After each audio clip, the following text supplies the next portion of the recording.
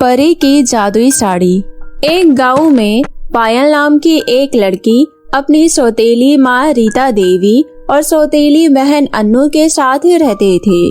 पायल जब बहुत छोटी थी तभी उसकी माँ की मृत्यु हो गई थी, जिस वजह से उसके पिता ने दूसरी शादी कर ली। अन्नू के पैदा होने के कुछ ही दिनों बाद पायल के पिता की भी एक बीमारी के कारण मृत्यु हो गई। तब से लेकर अब तक पायल अपनी सौतेली माँ और बहन के साथ रह रही है। लेकिन तब से सौतेली माँ ने पायल पर बहुत जुल्म किए, परंतु पायल अपनी सौतेली माँ की बहुत इज्जत करती थी, इसलिए वो उन्हें कुछ भी नहीं कहती थी। इसी तरह दिन बीत रहे थे। ऐसी ही फिर एक दिन पायल अपने कमरे में चुपचाप बैठी हुई थी और वो सोच रही थी, मैं माँ का प्यार कब जीत पाऊंगी। वो मुझसे हमेशा नफरत ही करती रहती है। मैं कितना भी अच्छा काम कर लूँ, वो मुझे कभी प्यार की नजरों से नहीं देखती। आखिर मेरी गलती ही क्या है? आखिर मैंने क्या किया है जो माँ मुझसे इतना नफरत करती है? पायल इतना सोचकर किचन में जाती है। खाना देखकर उसे भूख लगने लगती है।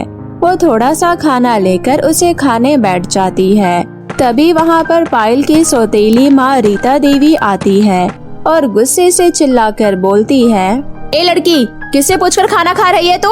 हाँ? वो क्या है ना माँ, मुझे बहुत जोरों की भूख लगी थी, इसलिए मैंने खाना निकाल कर खा लिया और मैंने घर का सारा काम कर दिया है माँ। आप चिंता मत करो, मैं सारा काम करके ही खाना खा रही हूँ। अब इसे अपने बाप का घर मत समझ। अब ये तेरे बाप का घर नहीं है, अब ये मेरा और मेरी बेटी का घर है और तू इस घर की नौकरानी है, समझी? इस घर में सांस लेने से पहले भी तुझे मुझसे इजाजत लेनी पड़ेगी। इस बार तुझे माफ कर दिया मैंने, लेकिन अगली बार से अगर तू मुझे अपने मन की करती दिखी तो तेरे साथ बहुत बुरा करूँगी, समझ गई? ठीक है माँ, मैं आज से सब कुछ आपसे पूछ कर ही करूँगी।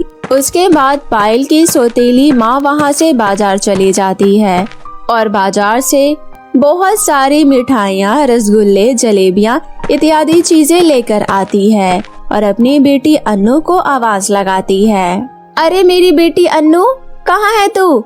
मेरा प्यारा बच्चा, मेरे पास तो आना। देखो मैं तुम्हारे लिए कितनी सारी खाने की चीजें लाई हूँ। ये सुनकर अन्नू फटाफट अपनी माँ के पास जाती है और बहुत सारी खाने की तरह तरह की चीजें देखकर बहुत खुश होती है। माँ, ये सारी चीजें मेरे लिए है क्या? हाँ बेटा, तेरे लिए ही है, और किसके लिए लाऊंगी? मेरी लाडो तो तू ही है, तो तेरे लिए ही लाऊंगी ना। बेचारी पायल एक कोने में खड़े होकर ये सब देख रही थी। उसका भी मन रसगुल्ले जलेबियाँ खाने का बहुत मन कर रहा था।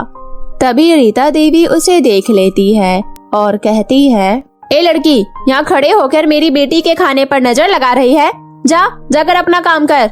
पायल का ध्यान खाने पर इतना था कि वो अपने सौतेली माँ की बातों पर ध्यान ही नहीं दी। वो एक टक बस खाने को देखती रहती है और मन ही मन सोचती है, काश माँ मुझे भी इतना प्यार करती और इतने सारे स्वादिष्ट स्वादिष्ट चीजें खिलाती। ऐसा सोचते सोचते पायल की आंखों से आंसू आ जाते हैं। तभी अन्नू की नजर पायल पर पड़ती है। मम्मी देखो तो, कितनी बेकार लड़की है, आपके कहने के बावजूद यहाँ से नहीं गई और मेरे खाने को कैसे घूर रही है, पागल सी। अन्नू की बात सुनकर रीता देवी फिर से पायल पर चिल्लाकर कहती है, अरे तू यहाँ खड़ी खड़ी क्या कर रही है? तुझे एक बार में बात समझ नहीं आती क्या? मेरी बेटी को नजर लगाएगी क्या? एक बार में तुझे मेरी बात समझ नहीं आ रही? जाकर अपना काम कर। लातों के भूत बातों से कहाँ मानते हैं। पायल उदास होकर घर के कामों में लग जाती है। इसी तरह पायल रोज रोज पूरे घर का काम करती रहती थी और उसकी सौतेली माँ उसे ठीक से खाना तक नहीं देती थी। इसी वजह से एक दिन पायल की तबीयत बहुत ज्यादा खराब हो जाती है, इसलिए वो कोई भी काम नहीं कर पाती। तभी उसके रूम में उसकी सौतेली माँ रीता देवी आती है और कहती है, ए लड़की, अभी तक तूने घर का कोई काम नहीं किया, सारा काम ऐसे ही पड़ा हुआ है। घर का काम क्या तेरी मरी हुई माँ कर करेगी? चल जल्दी उठ और घर का सारा काम कर। माँ, मैं रोज घर का सारा काम करती हूँ, लेकिन आज मुझे बहुत तेज बुखार है। मैं आज घर का काम नहीं कर पाऊंगी माँ, आज आप ही कर लो ना, बस आज की ही तो बात है। मैं कल से घर का सारा काम कर दिया करूँगी। क्या कहा? बहाने बनाना तो कोई तुझसे सीखे। कोई तबीयत खराब नहीं है तेरी? चल उठ और घर के काम कर, नहीं तो 2 दिन तक खाना नहीं मिलेगा तुझे। बड़े आई मुझे काम देने वाली। अपने सौतेली माँ की बातें सुनकर बेचारी पायल घबरा जाती है और अपने बिस्तर से उठकर कैसे भी खड़ी होती है। पायल की तबीयत इतनी खराब थी कि वो जैसे ही खड़ी होती है उसे चक्कर आ जाता है और वो वहीं गिर जाती है। ये सब देखकर रीता देवी को और गुस्सा आता है। वो गुस्से में कहती है, अरे वाह, बहाने मारने के साथ साथ तुझे नाटक करना भी आ गया। मैं समझ गई, तेरा अब घर के कामों में मन नहीं लगता। अगर घर के काम नहीं करेगी तो तुझे इस घर में रहने की कोई जरूरत नहीं है। चली जा यहाँ से। अब मैं तुझे अपने घर में 1 मिनट भी बर्दाश्त नहीं कर सकती। निकल मेरे घर से। इतना कहकर रीता देवी पायल को धक्के मारकर घर से बाहर निकाल देती है। बीमार हालत में पायल चलते हुए एक जंगल में पहुंचती है और वहीं एक पेड़ के नीचे बैठकर ठंडी हवा में आराम करने लगती है। तभी उस पेड़ से आवाज आती है, विशाखा, तुम्हारा शरीर तो बहुत गर्म है, क्या तुम्हें बुखार है बेटा? आप कौन है यहाँ और ये कौन बोल रहा है? घबराओ मत बच्चा, मैं इस पेड़ पर रहने वाली सोनपरी हूँ। बताओ तुम्हें क्या हुआ? क्या तुम्हें बुखार है? क्या आप परी हैं? हाँ परी, मेरी तबीयत आज कुछ ठीक नहीं लग रही। पर लेकिन आपको कैसे पता कि मेरी तबीयत खराब है? बच्चा, क्योंकि मैं एक परी हूँ, मुझे सबके बारे में पता रहता है। पर तुम्हें तो अभी घर में आराम करना चाहिए। तुम यहाँ क्या कर रही हो? तुम्हारी तबीयत और ज्यादा खराब हो सकती है बच्चा। तुम घर जाओ और वहाँ आराम करो। परी जी, मेरे पास कोई घर नहीं है। मेरी सौतेली माँ ने मुझे घर से निकाल दिया क्योंकि आज मैंने घर का कोई काम नहीं किया।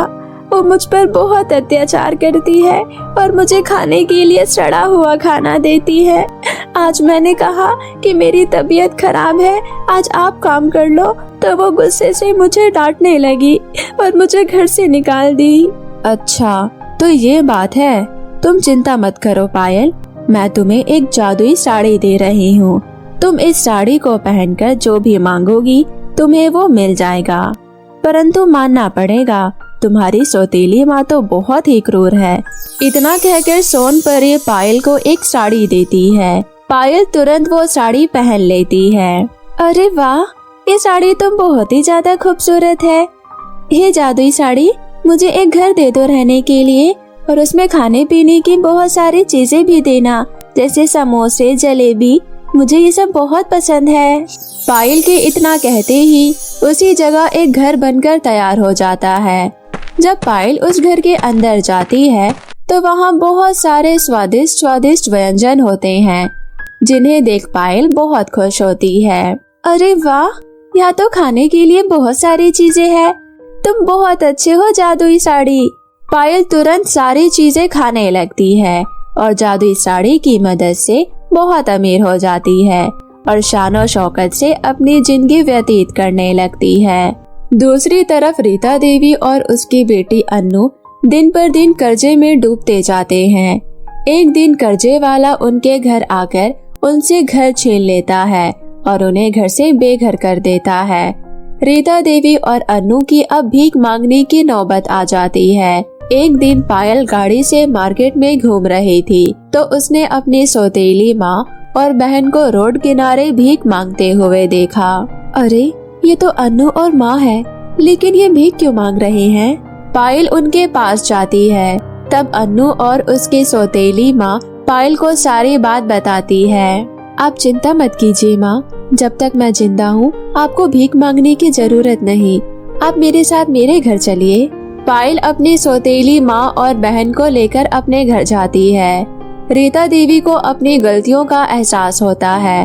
वो शर्मिंदा होकर अपनी नजरें झुका लेती है और अपनी बेटी पायल से कहती है, मुझे माफ कर दे बेटी, मैंने तुझ पर बहुत अत्याचार किए, तुझसे बहुत नफरत की, तुझे कभी प्यार नहीं किया, लेकिन फिर भी वो सब भुलाकर तूने हमारी मदद की।